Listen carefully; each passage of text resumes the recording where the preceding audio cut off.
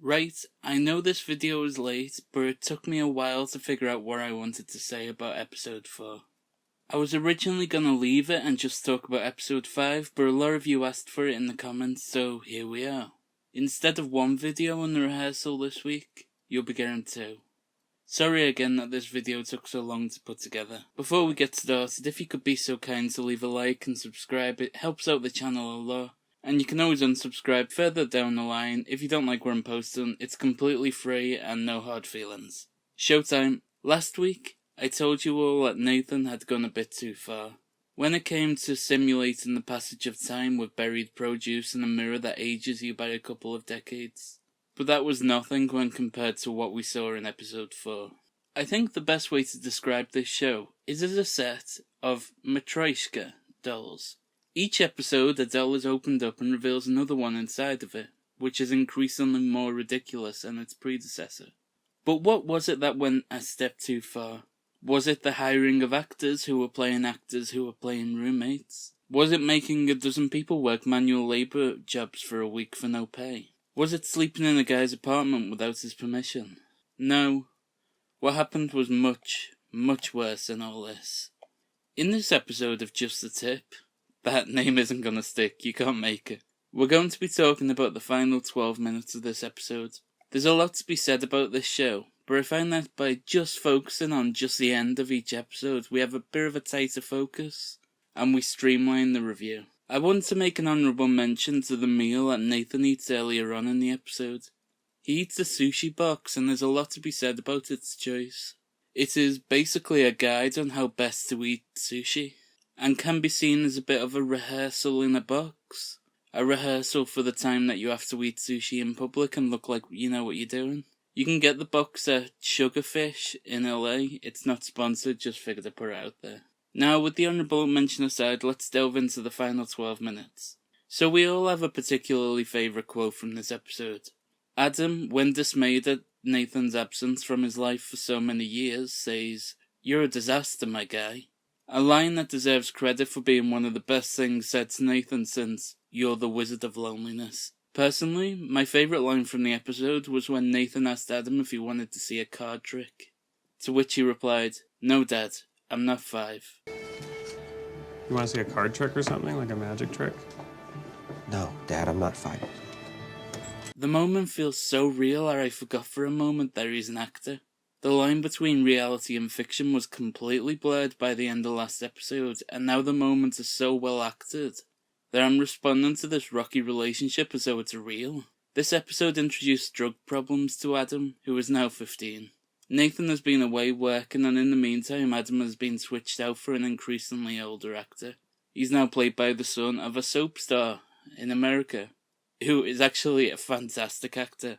Look out for this guy, he's got a big future ahead of him. I felt so bad for Angela. With her history of drug abuse, I hope that seeing someone go through the same problems didn't have any lasting impact on her.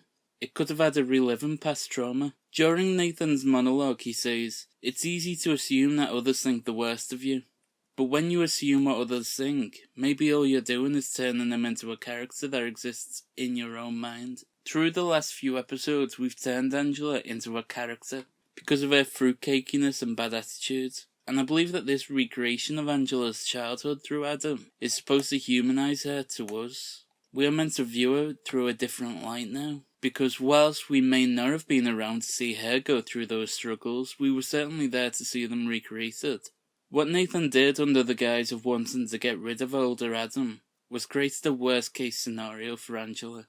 Like he did for Cora in episode 1 when he set up a scenario where he lost the trivia night. He made Angela face the fact that she may one day fail to break the cycle of abuse. She may one day have to be in the role that her parents were once in, and she needs to be prepared for it. Notice how Adam was shown to be drinking the exact same alcohol that Angela once abused. This was purposeful. Now, I've not spoken much in defense of Angela in the last 2 videos because, well, she's delusional, isn't she, and her beliefs make her out to be a bit of a moron. But I have to say, I think she did an excellent job at being a parent. When at the kitchen table dealing with the fact that her son had started to abuse drugs and alcohol, it would have been easy for her to lash out, but instead she very calmly dealt with the situation. Granted, the way she acted may have been a result of her not taking the rehearsal very seriously, but if this is how she dealt with the situation in the future, then I genuinely believe that she has what it takes to be a good mother. Now, let's talk about why Nathan wanted to reset things.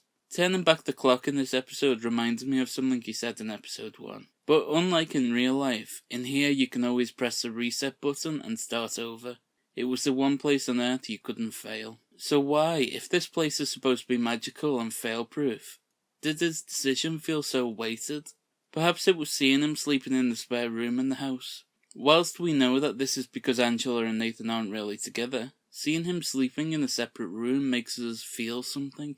The part of us who knows what a normal household is meant to look like stands to attention. It's as though their marriage is rocky and falling apart. If you were to watch this show and see Nathan sleeping in a separate room before going down the hall to have a conversation with Angela, what would you think? The imagery here is astounding, and it appeals to a part of us we didn't know was there. A part of us who recognises patterns. But the rehearsal is missing a few pieces, and it really messes with our heads. The tension of the separate rooms, combined with the lingering shots of Nathan in the hallway, thinking things through before talking to Angela. Notice how he doesn't cross into her room, as though crossing the threshold is something he simply isn't allowed to do. This is the imagery of a rocky marriage, a couple staying together for the kid. And then we look at Adam's room. It is messy and real. This does not seem like a studio set like so many other houses on television. These actors feel like they are actually living there. Let's talk about the opioid overdose. As you know, Adam's abuse of drugs leads to an ambulance being called and him being taken away. Nathan lets him run off, which serves as a physical representation of how he would have passed away had it all been real. He had no problems with Adam running away. He plotted this event. He let him struggle just like how he let him struggle at the top of the slide. Nathan walks away consequence-free. We should have expected things to go this way. The first episode ended on a song from Willy Wonka for a reason. He has went on to continue the analogy, now having officially killed one of the kids in his chocolate factory. The game is over for teenage Adam, but the tour continues for us. It's also worth noting that the people playing the paramedics were from the acting class he was teaching earlier in the episode. This mirrored what he told them during class. If they screwed up, it could literally ruin someone's life. Turns out he was speaking far more literally than we expected. The scene where Nathan discovers Adam is incredibly heavy. There is something about his crying. It's so sinister.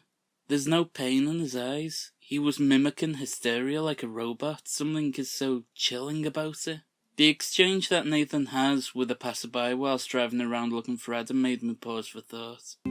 Have you seen a 15-year-old boy around here?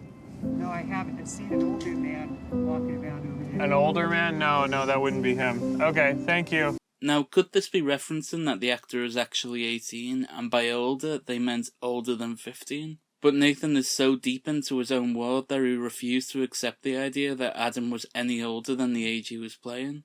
Maybe not, but it's just a thought. Nathan playing God at the end of the episode by turning back time with the 6-year-old coming out the slide was so layered. It was strange and eerie and left me speechless. It reminds me of the magic of playing with old toys again. Have you ever done that? You may be a grown adult with a job and a partner, but the second you see an old action man that you used to love sticking out a box in the attic, you're suddenly dragged back in time, reverted to a more innocent version of yourself. Just look at Andy in Toy Story when he stopped to play with Woody and Buzz one last time. Nathan can revert back to a romanticised time if he wants, but we can only cycle back in memories. Whilst parents may look back on memories of the kids playing in playgrounds, Nathan can recreate it. What we can only dream of, he can make a reality. That's the power he's curated over the course of the past few weeks.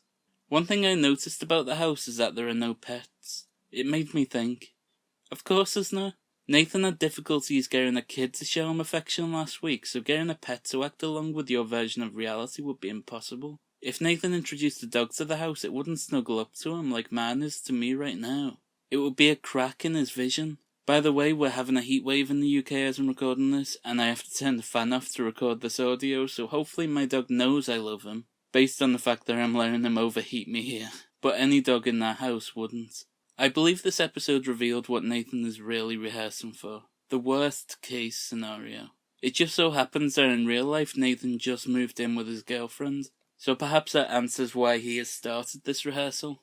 That's why he was so persistent to Cora, that they practiced what would happen if he failed and lost the quiz night. Because that is the entire reason of this show, to see the worst that could happen if Nathan finally settles down. What do you guys think? Let me know your theories in the comments below. If you could be so kind to leave a like and subscribe, it helps the channel out a lot, and you can always unsubscribe at a later date if you don't like what I'm posting. Anyway, I'm gonna get started on my review for episode 5, so that should be up in a few days. Bye folks.